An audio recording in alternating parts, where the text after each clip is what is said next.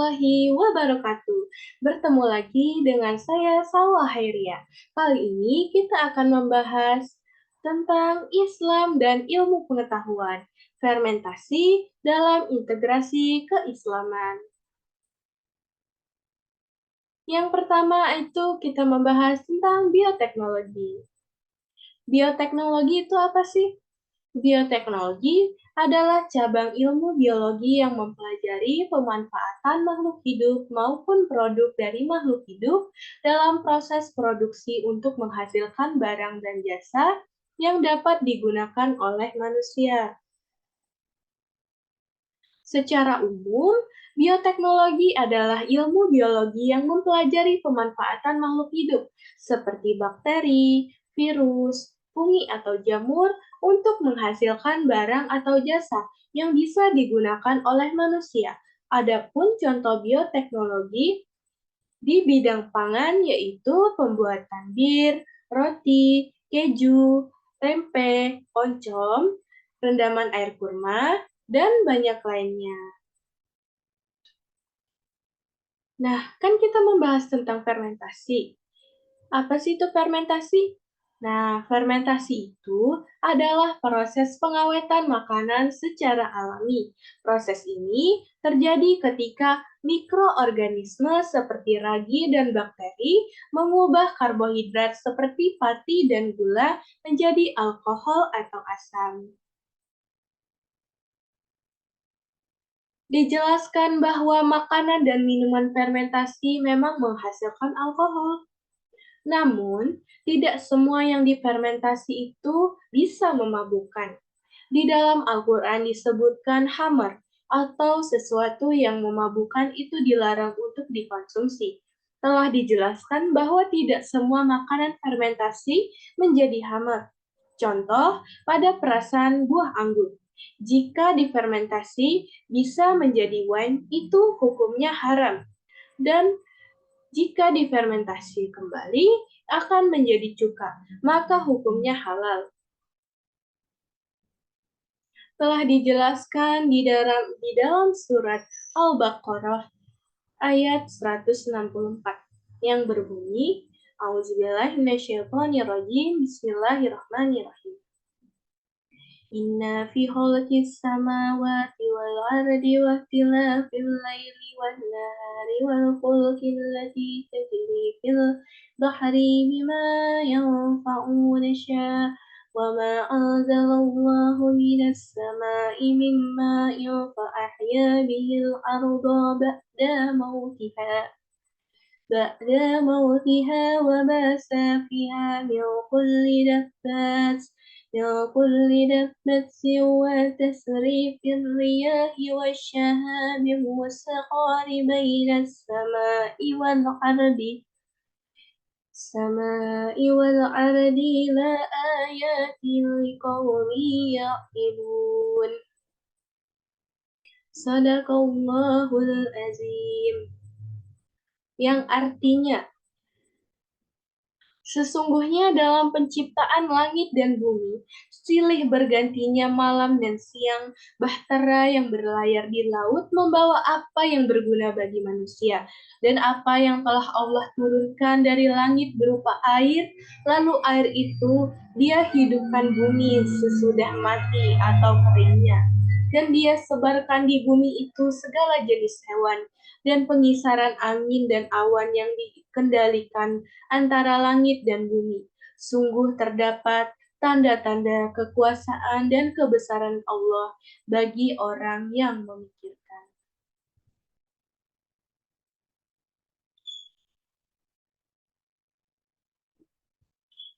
Lalu dijelaskan kembali dalam surat An-Nahl ayat 13 yang berbunyi, A'udzubillahi minasyaitonirrajim. Bismillahirrahmanirrahim. Ma zara'an lakum fil ardi muhtalifan alwanuh. Inna fi zalika laayatan liqaumin yazakkarun. Yang artinya, Dan Dia menundukkan pula apa yang Dia ciptakan untuk kamu di bumi ini dengan berlain-lainan macamnya. Sesungguhnya pada yang demikian itu benar-benar terdapat tanda kekuasaan Allah bagi kaum yang mengambil pelajaran.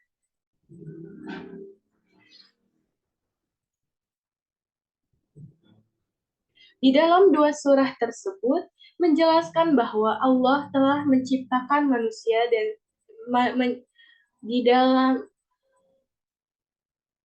di dalam kedua surah tersebut, Allah telah menjelaskan bahwa Allah telah menciptakan bumi dan seisinya dengan segala kekayaannya bagi kaum yang memikirkan dan yang mengambil pelajaran.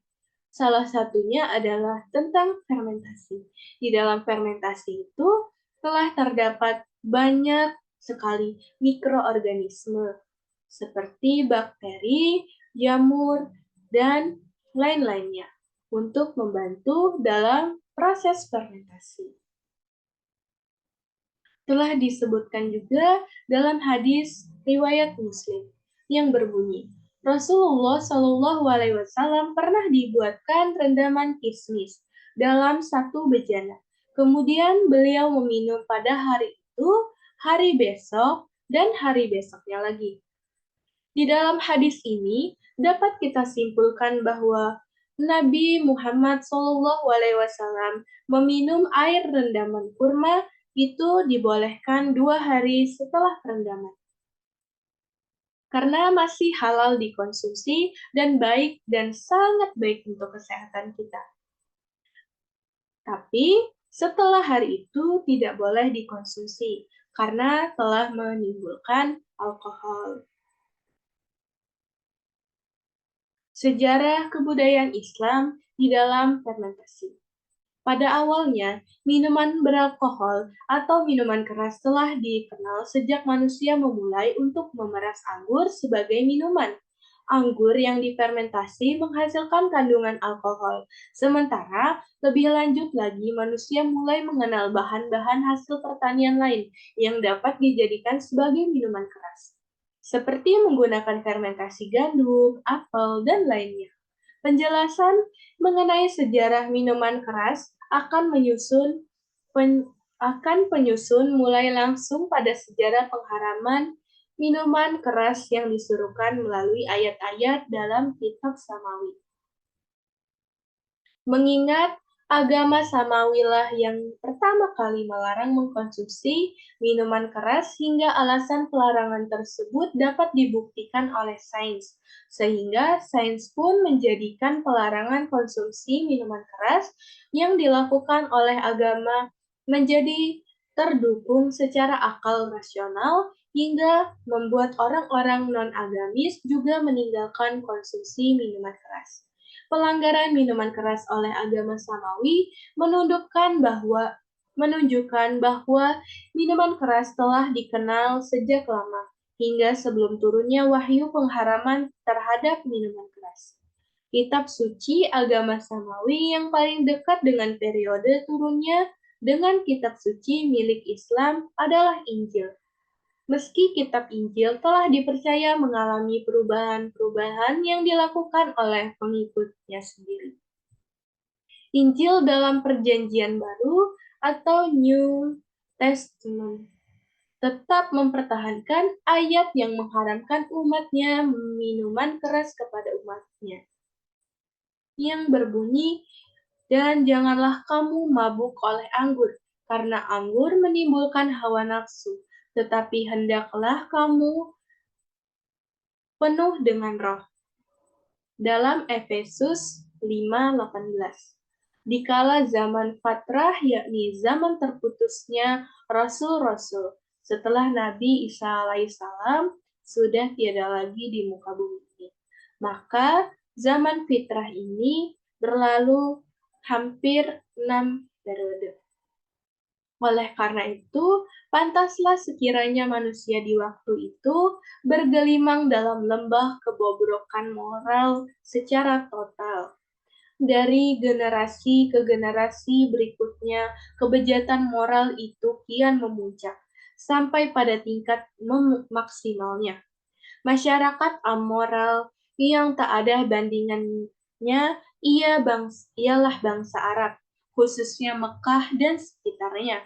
Minuman keras sudah menjadi minuman sehari-hari bagaikan minuman teh bagi kita kebiasaan Indonesia. Mereka sangat lihai membuat minuman keras yang bahannya dari anggur, kurma, gandum, dan lainnya. Kemudian Islam muncul sebagai agama yang menyempurnakan kitab-kitab sebelumnya, masih tetap mempertahankan hukum haram dari mengkonsumsi minuman keras.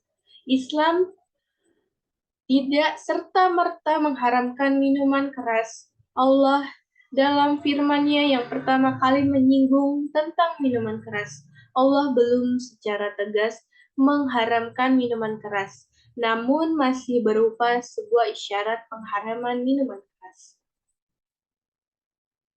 Mereka menanyakan kepadamu tentang minuman keras dan berjudi. Katakanlah, pada keduanya terdapat dosa besar dan beberapa manfaat bagi manusia. Tetapi dosa keduanya lebih besar dari manfaatnya. Di dalam surat Al-Baqarah ayat 219. Dalam tafsir Ibnu Katsir diceritakan bahwa sebab turunnya ayat ini adalah karena doa Umar bin Khattab.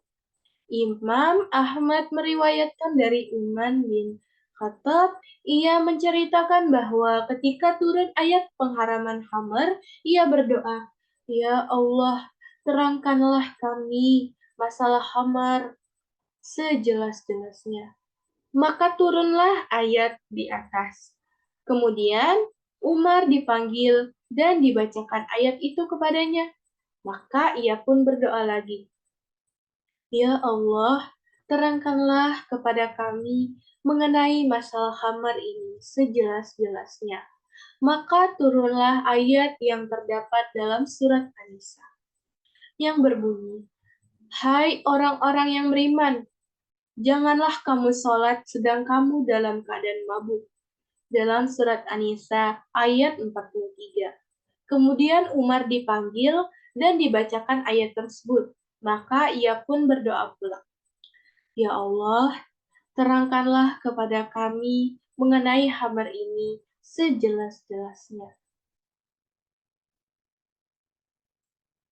Sesungguhnya syaitan itu bermaksud hendak menimbulkan permusuhan dan kebencian di antara kamu lantaran meminum khamar dan berjudi, serta menghalangi kamu dari mengingat Allah dan sholat. Maka berhentilah kamu dari mengerjakan perbuatan itu. Dalam surat Al-Maidah ayat 91. Lalu Umar dipanggil dan dibacakan ayat tersebut.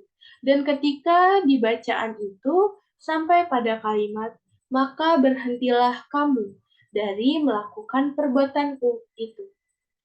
Umar pun berkata, "Kami berhenti, kami berhenti."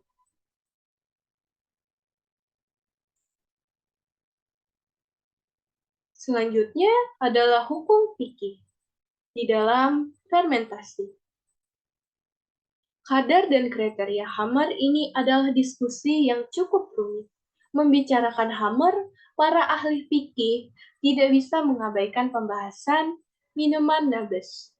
Nabis secara bahasa diartikan sebagai zat yang didiamkan atau mungkin bahasa sekarang difermentasikan, sehingga dihasilkan minuman olahan yang berubah cita rasanya. Kebanyakan kitab fikih klasik membahas khamar dan nabis ini dalam cakupan perasan anggur, kismis, dan kurma. Kedua jenis dahulu ditengarai minuman ini memiliki potensi memabukkan. Dicatat oleh Kiai Haji Ali Mustafa Yakub dalam bukunya Kriteria Halal Haram untuk Pangan, Obat dan Kosmetika menurut Al-Quran dan Hadis. Setidaknya ada dua spektrum pendapat soal khamar dan nabis ini. Mari kita mulai dengan pendapat jumhur ulama. Pendapat kalangan Malikiyah, Syafi'iyah, Lalu, mengikut mazhab Ahmad bin Hambal cukup tegas bahwa minuman yang berpotensi memabukkan, sedikit atau banyak, ia tetap diharamkan. Demikian sebagaimana dinyatakan Imam Ibnu Qudamah dalam Al-Mughni, peminum khamar dan juga nabas ini juga beroleh teran had cambuk. Dalil yang digunakan antara lain A'udzubillahi minasyaitonirrajim. Bismillahirrahmanirrahim. Dalam hadis riwayat Muslim, kullu muskiri khamr wa kullu muskiri haram. Sallallahu alaihi wasallam qala ani bani Umaru anna Rasulullah, yang artinya diriwayatkan dari Ibnu Umar bahwa Rasulullah bersabda, setiap yang muskir atau memabukkan adalah khamar, dan setiap yang muskir adalah haram. Selain itu, juga hadis yang diriwayatkan oleh Jabir bin Abdullah dalam Sunan Abu Dawud, Sunan At-Tirmizi, serta muhadis lainnya bahwa Nabi bersabda, Bismillahirrahmanirrahim.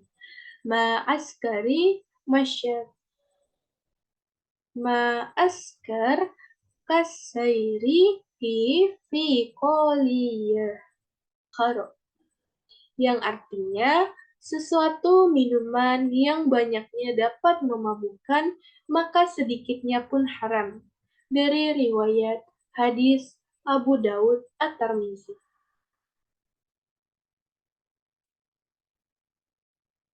Melalui dua hadis di atas, jumhur ulama berpendapat bahwa minuman yang memabukkan itu haram, apapun jenisnya, berapapun kadarnya, serta apakah meminumnya sampai mabuk ataupun tidak. Imam Malik, Imam Asy-Syafi'i, serta Imam Ahmad dikenal sebagai ulama yang banyak beraktivitas di Hijaz. Rupanya, pendapat soal khamar dan nabis ini berbeda di kalangan ulama Irak. Dengan tokohnya antara lain tabi'in Ibrahim An-Nakhai dan Sufyan Ats-Tsauri, serta Imam Abu Hanifah. Ulama Irak mencakup juga dari daerah Kufah dan Basrah, berpendapat bahwa keharaman khamar itu pada jumlah kadar yang diminum, bukan dari substansi zat meminumnya. Dari kalangan Hanafiyah, sebagaimana keterangan Imam Al-Haskafi dalam Abdur Al-Mukhtar, minuman yang memabukkan setidaknya adalah 4 jenis ini. Khamar sebagai minuman yang terbuat dari anggur, panas saat diminum, dan berbuih. Kemudian tilak, air anggur yang dimasak sehingga sangat pekat. Lalu sakat, air kurma yang berbuih dan berbau cukup menusuk, serta air rendaman kismis Arab. Ketika jenis minuman yang disebut terakhir tidak dinyatakan secara eksplisit keharamannya, Imam Al-Haskafi juga menyebutkan bahwa nabis yang diolah dari selain anggur, kurma, maupun kismis itu halal. Banyaknya jenis minuman olahan nabis dari anggur maupun buah lainnya ini menjadikan definisi soal khamar menjadi sangat spesifik atau mubayyan. Khamar dan nabis keduanya diketahui berpotensi memabukkan. Mereka mendasarkan argumennya soal halalnya nabis. Meminumnya minuman olahan yang didiamkan atau difermentasikan dari ayat berikut. Dalam surat An-Nahl ayat 67 yang berbunyi, A'udzubillahi minasyaitonirrajim, Bismillahirrahmanirrahim. Wa min syamaratin nakhili wa ahnabi tattakhizuna minhu sakara wa rizqan hasana. Inna fi zalika la ayata liqaumi ya'qilun. Shadaqallahul azim. Yang artinya, dan dari buah kurma dan anggur, kalian buat darinya yang memabukkan dan rizki yang baik. Sesungguhnya, dalam hal demikian sungguh terdapat tanda kebesaran Allah bagi kaum yang berakal.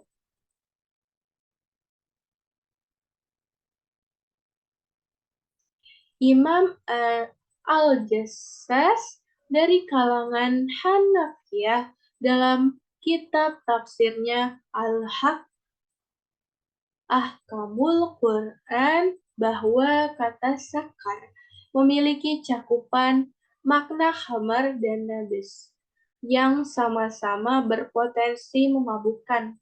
Namun di ayat Al-Quran lainnya, yaitu surah Al-Ma'idah ayat 90, dijelaskan bahwa khamar telah diharamkan dan tidak ada keterangan eksplisit soal haramnya nabis. Tiadanya pernyataan seputar keharaman najis dan syarih dan jelas dalam Al-Quran maupun hadis menunjukkan hukumnya mubah. Di samping pengertian hamar, tidak cukup mencakup makna nabis ketika keduanya berbeda. Karena keduanya berbeda. Selain itu, khamar lebih nyata efek memabukkannya segera setelah diminum dibandingkan nabis, yang memperjelas aspek ilat penyebab keharamannya.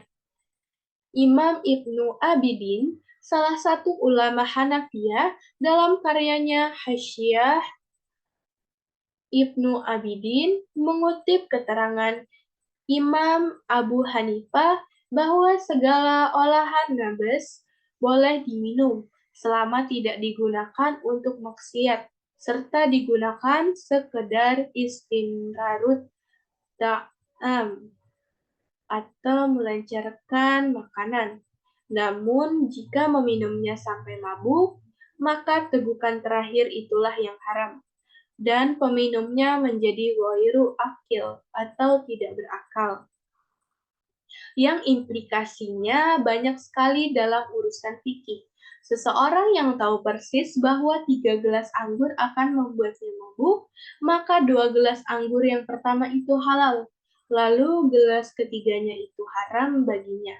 Demikian catatan Imam Ibnu Abidin. Baiklah, terima kasih telah menyimak penjelasan dari saya. Kurang lebihnya mohon maaf. Semoga bermanfaat. Terima kasih. Wassalamualaikum warahmatullahi wabarakatuh. Sampai bertemu lagi di pembahasan berikutnya.